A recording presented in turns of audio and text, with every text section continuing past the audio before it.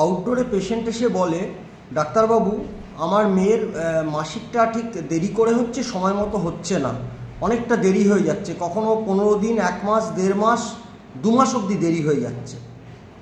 অথবা কেউ কেউ এসে বলে, ডাক্তারবাবু আমার মেয়ের মুখে দেখুন এই চুলগুলো একটু বেড়ে গেছে, মানে ওই গোফের জায়গাটা একটু বেশি কালো কালো লোম বেরোচ্ছে, বা ধারে ছেলেদের যেখানে দাড়ি বেরোয় সেই জায়গাগুলো একটু বেশি বেশি হেয়ার গ্রোথ হচ্ছে, এইটা একটা আসে।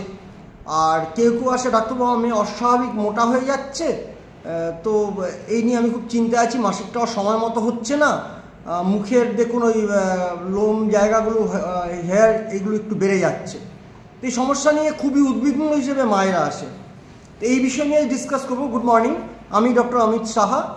আমি তো আজকে মূলত আমাদের যে আলোচনার বিষয় সেটা হচ্ছে মেনস্ট্রুয়াল ডিসঅর্ডার নয় অ্যাজ এ হোল, আমি বলতে চাইব পলিসিস্টিক ওভারিয়ান সিনড্রোম, PCOS।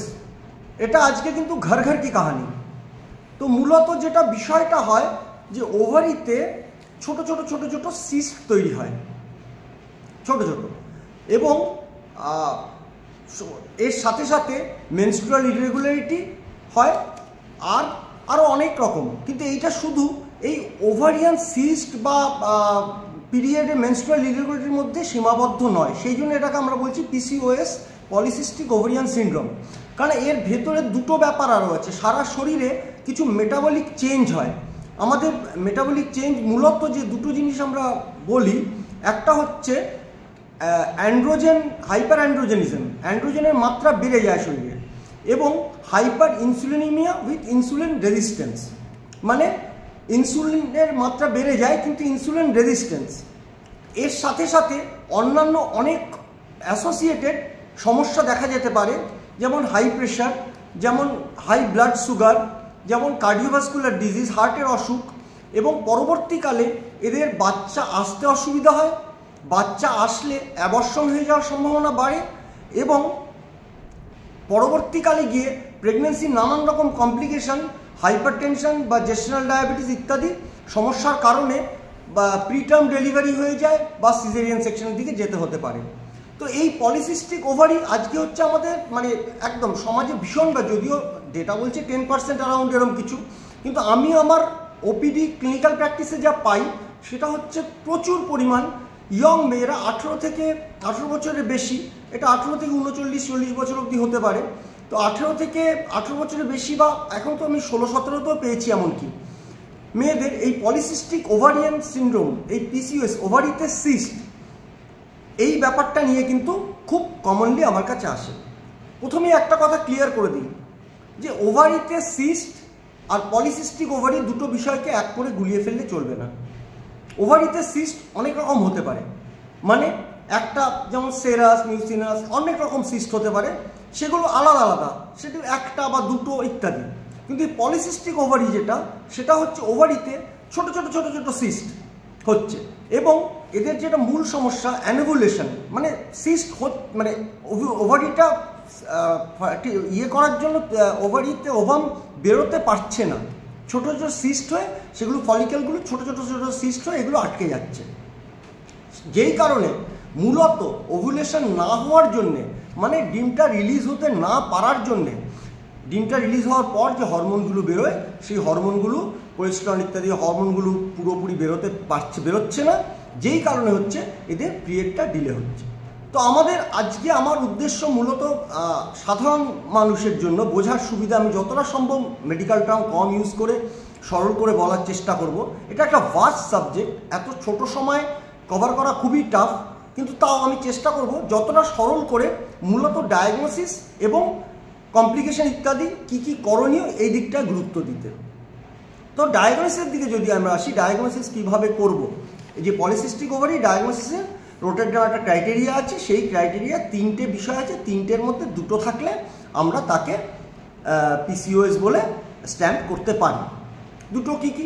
প্রথম হচ্ছে মেনস্ট্রুয়াল ইরেগুলারিটি, দ্বিতীয় হচ্ছে হাইপার অ্যান্ড্রোজেন, মানে অ্যান্ড্রোজেন হচ্ছে মেল হরমোন, মানে শরীরে মেল ছেলেদের হরমোনের যে হরমোন থাকে টেস্টোস্টেরন, এই অ্যান্ড্রোজেন লেভেলটা বেড়ে যাওয়ার কারণে যে কমপ্লিকেশন হয়, যেগুলো বললাম যে হেয়ার, মুখে ইত্যাদি এই জায়গায় হেয়ার বেড়ে যাওয়া, আর ফিমেল প্যাটার্ন অ্যালোপেশিয়া, মানে ছেলেদের দেখবেন এই টাকটা পড়ে এইখান থেকে, আমার যদিও পুরোটাই পড়ে গেছে, তো টাকটা পড়ে এখান থেকে, কিন্তু ফিমেল প্যাটার্ন অ্যালোপেশিয়াটা হচ্ছে এই মাঝখান থেকে শুরু হয়, এই জায়গাটায়। তো যাই হোক, সেটা পরে আসছি ডিটেলসে আরও। আরেকটা হচ্ছে আলট্রাসোনোগ্রাফি করে, টিভিএস ট্রান্সভ্যাজিনাল সোনোগ্রাফি, যদিও অবিবাহিত মেয়েদের ট্রান্সভ্যাজিনাল সোনোগ্রাফি কখনোই আমরা করি না, করার উচিত না। তো সোনোগ্রাফিতে অ্যাবডোমিনাল সোনোগ্রাফি করতে পারি, করে সোনোগ্রাফিতে আলট্রাসাউন্ডে আমরা দেখতে পাচ্ছি ছোট ছোট ছোট ছোট সিস্ট। এবার ডিটেলসে আসি একটা একটা করে। প্রথম হচ্ছে মেনস্ট্রুয়াল ডিসঅর্ডার। তো মেনস্ট্রুয়াল ডিসঅর্ডার মাসিকের মানে নিয়ম যেটা একটা সাইকেল মেনে হয়, সেই অনিয়মিত হয়ে যাওয়া ব্যাপারটা ইরেগুলার হয়ে যাওয়া। ইরেগুলার হয়ে যাওয়া মানে কি? এটা কিন্তু একটা বাচ্চার যখন প্রথম মাসিক শুরু হয়, যেটাকে আমরা মেনার্কি বলি, তারপর প্রথম 1-1.5 বছর 2 বছর অবধি কিন্তু পিরিয়ড একটু ইরেগুলার থাকে। কারণ কিন্তু সেই একই অ্যানোভুলেশন, কারণ তার এখনও হরমোনাল লেভেলগুলো ঠিকমতো ম্যাচিওর ঠিকমতো হয়নি, সেই কারণে তার ওভুলেশনটা, যে ডিমটা যে রিলিজ হবে ওভারি থেকে, সেইটা ঠিকমতো হতে পারে না, তার জন্য ডিলে হয়। তো আমরা যখন এই পিসিওএস এর ক্রাইটেরিয়া আসছি, তখন কিন্তু আমরা এই মাসিক শুরু হওয়ার 3 বছর পর, মাসিক একটা মেয়ের, বাচ্চা মেয়ের প্রথম মাসিক শুরু হওয়ার 3 বছর পর যদি দেখা যায় যে তার সাইকেলটা 35 দিনের বেশি হচ্ছে বা 21 দিনের কম হচ্ছে, অথবা কোনো একটা সাইকেল 90 দিনের বেশি ডিলে হচ্ছে, এই আমরা কাউন্ট করি কী করে? ডে 1 হচ্ছে যেদিন আপনার প্রথম মাসিক শুরু হলো, সেটা হচ্ছে ডে 1। এবার 90 দিনের বেশি মাসিক, পরের মাসিকটা 90 দিনের বেশি ডিলে হয়ে যাচ্ছে, অথবা বছরে, সারা বছরে 8 বারের কম মাসিক হচ্ছে। সারা বছরে নর্মালি প্রতি মাসের হিসেবে 28 দিনের হিসেবে আমাদের 12টা হওয়ার কথা, 12টা প্লাস হওয়ার কথা, তো এই 8-এর কম মাসিক হচ্ছে। এইগুলো হলে একটা হচ্ছে মেনস্ট্রুয়াল ডিসঅর্ডার আমরা বলবো, নাম্বার 1। নাম্বার 2 হচ্ছে হাইপার অ্যান্ড্রোজেনিজম। হাইপার অ্যান্ড্রোজেনিজম হচ্ছে ক্লিনিক্যালি দেখতে পারি, হেয়ার যেগুলো বললাম, হেয়ার গ্রোথ ইত্যাদি, সেগুলো ডাক্তারবাবু আপনারা আরও ভালো বলবেন, বুঝবেন, যাকে দেখাবেন ক্লিনিক্যালি, ভিডিওতে সবটা এ করা সম্ভব নয়। আর ফিমেল প্যাটার্ন অ্যালোপেশিয়া, অথবা বায়োকেমিক্যালি মানে ল্যাবরেটরিতে টেস্ট করে আমি অ্যান্ড্রোজেন এক্সেস পেলাম, এটা 2 নম্বর। তাহলে 1 নম্বর হলো মেনস্ট্রুয়াল ইরেগুলারিটি, 2 নম্বর হচ্ছে হাইপার অ্যান্ড্রোজেনিজম, 3 নম্বর হচ্ছে আল্ট্রাসাউন্ডে আমি দেখতে পেলাম যে পলিসিস্টিক ওভারি। এবং পলিসিস্টিক ওভারি কাকে বলবো? যদি আপনার পার অ্যাবডোমেন ইউএসজি, নর্মালি আল্ট্রাসাউন্ড যেটা করে পেটের ওপর, পেটের থ্রুতে, সেই আল্ট্রাসাউন্ডে আমি দেখছি 10টার বেশি ফলিকেল যে কোনো একটা ওভারিতে আছে, ওভারিয়ান ভলিউম 10 ml এর বেশি। অথবা ট্রান্সভ্যাজিনাল সোনোগ্রাফিতে আমি দেখতে পাবো 20টার বেশি ফলিকেল আছে, অথবা ওই ওভারির ভলিউম 10 ml এর বেশি, তার সাথে, অথবা নয়, তার সাথে ওভারির ভলিউম 10 ml এর বেশি। তো এই যে তাহলে 3টে ক্রাইটেরিয়া কী কী হলো? একটা হলো মাসিকের যে মেনস্ট্রুয়াল ইরেগুলারিটি, যেগুলো বললাম, 35 দিনের বেশি, 21 দিনের কম, বা একটা সাইকেল 90 দিনের বেশি, অথবা বছরে 8টার কম। সেকেন্ড হচ্ছে হাইপার অ্যান্ড্রোজেনিজম, ছেলেদের মতো হেয়ার গ্রোথ আর ফিমেল প্যাটার্ন অ্যালোপেশিয়া, এইটা। অথবা ক্লিনিক্যালি যেটা, বায়োকেমিক্যালি যেটা দেখতে পারি, সেটা হচ্ছে যে ওই অ্যান্ড্রোজেন এক্সেস, 2 নম্বর। 3 নম্বর হচ্ছে আপনার আল্ট্রাসাউন্ডে যেগুলো বললাম। তো এই 3টের মধ্যে যে কোনো 2টো থাকলে আমরা পলিসিস্টিক ওভারি এই পেশেন্টকে ডায়াগনোসিস করতে পারি রোটেডাম ক্রাইটেরিয়া অনুযায়ী। এবার ডায়াগনোসিসটা কেন জরুরি? ডায়াগনোসিসটা এই কারণে জরুরি যে এইটা ডায়াগনোসিস হলে আমরা অনেকগুলো কমপ্লিকেশন কমাতে পারি। কি কি কমপ্লিকেশন?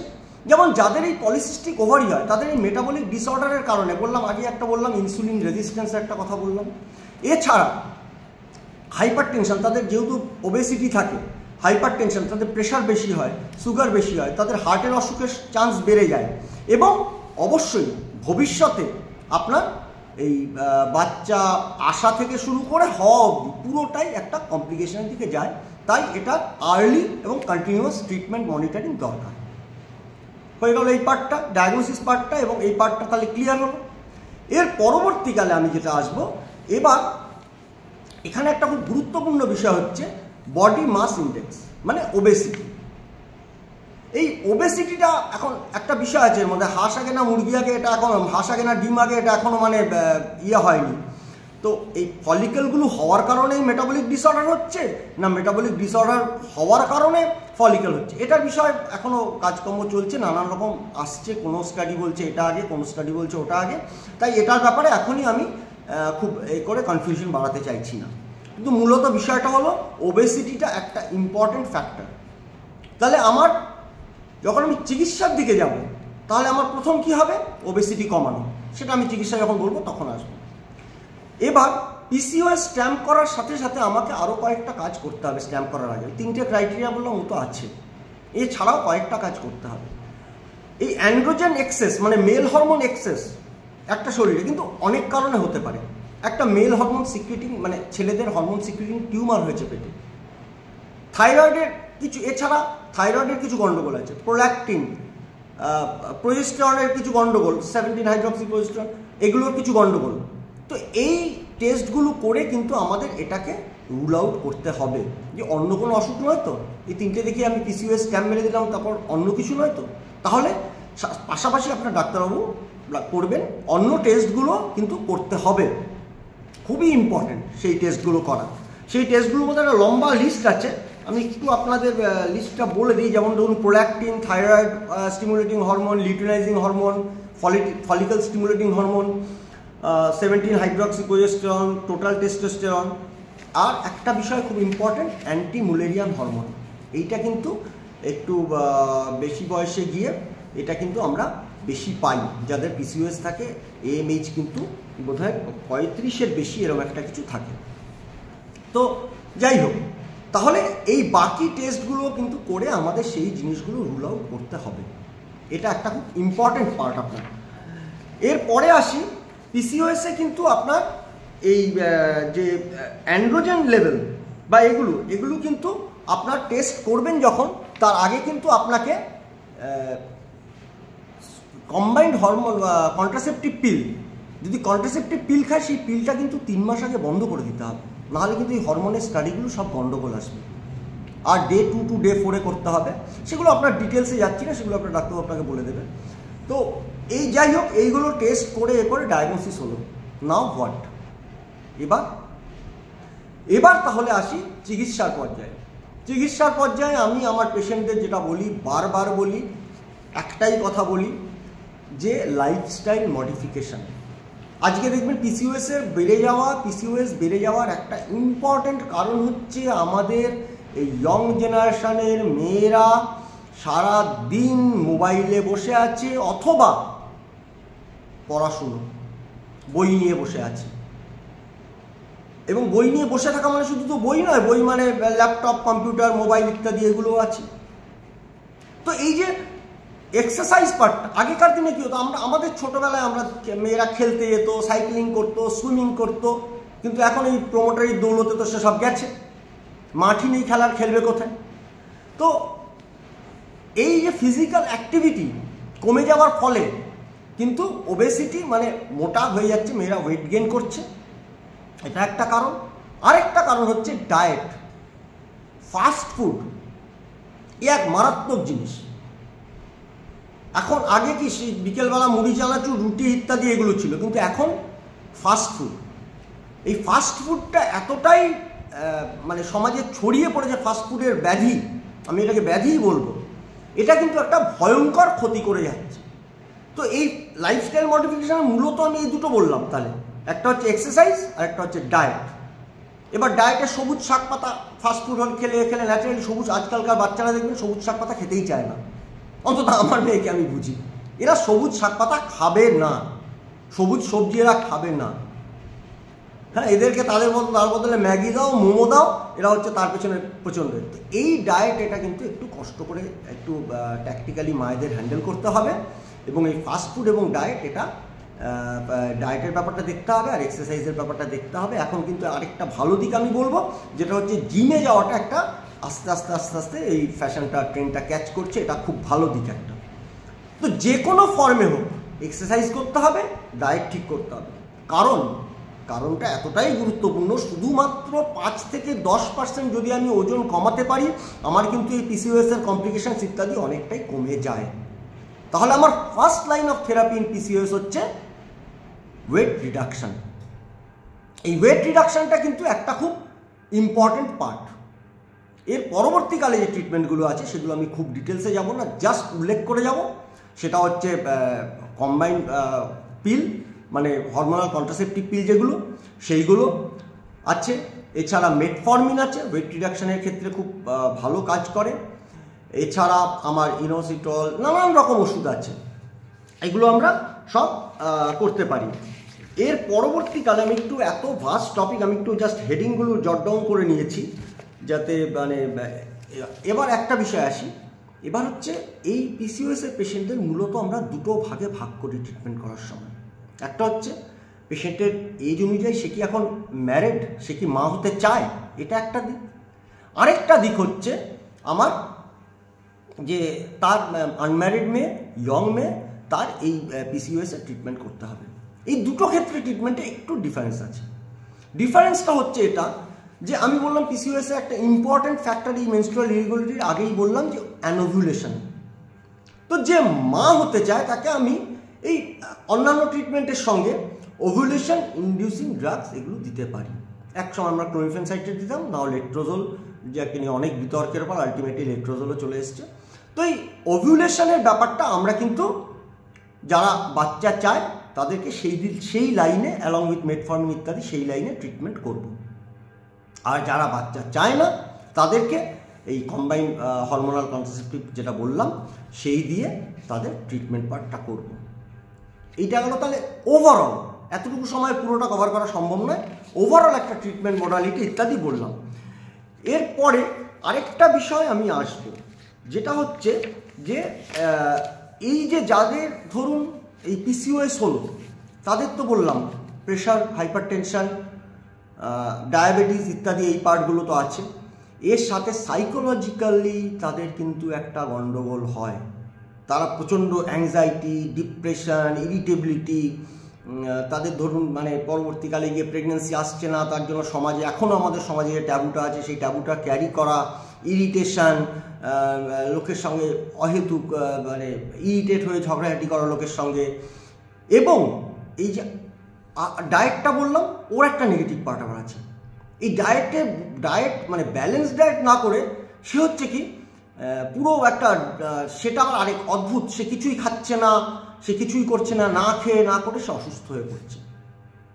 তো এই দুটো দিকই কিন্তু আমাদের ব্যালেন্স করার একটা ব্যাপার আছে ডায়েটের ক্ষেত্রে, যে এক্স্যাক্ট আপনার ডায়েটিশিয়ানের পরামর্শ মতো সেই ডায়েটটা করতে হবে। কত ক্যালোরি এক্স্যাক্ট আপনার কি কাজ করেন তার উপর ডিপেন্ড করে আপনার ডায়েটিশিয়ান আপনাকে ডায়েট চার্ট করে দেবে।